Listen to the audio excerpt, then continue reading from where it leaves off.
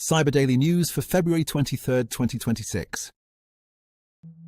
First up, the FBI has sounded the alarm on a sharp surge in ATM jackpotting across the United States. More than 1,900 incidents have been recorded since 2020, with over 700 just this year, and the total loss has now topped $20 million.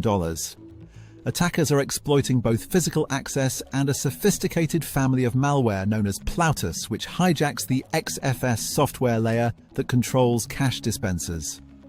By opening ATM panels with generic keys, swapping hard drives, or plugging in USB devices, criminals can command machines to spit out cash without ever touching a bank account.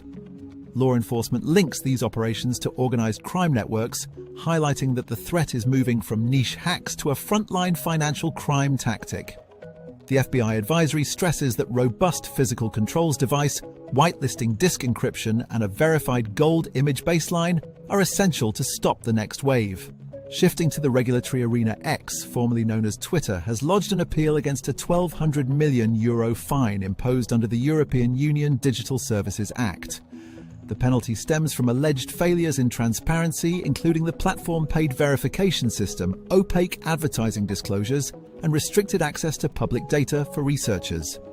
Regulators argue that the verification model allows verification without real identity checks, creating confusion and opening the door to impersonation scams. Delays in providing an ad repository impede investigations into misinformation campaigns.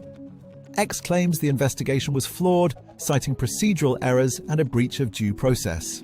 The case now sits before the EU General Court and could set a precedent for how aggressively the DSA will be enforced, potentially reshaping transparency obligations for all major platforms.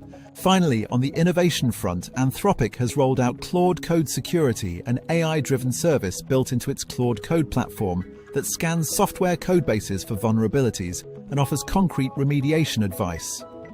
By leveraging large language model insights, the tool aims to accelerate detection of security flaws, helping development teams patch issues before they can be exploited. As software supply chain threats continue to rise, such AI assistance could become a vital layer in the defensive toolkit, reducing the time and effort required to secure complex code environments. That's a wrap for today's Cyber Daily News. Be sure to subscribe so you stay up to date with what's happening in cybersecurity. And remember, you can catch us on YouTube as well as on your favorite podcast platform. See you tomorrow.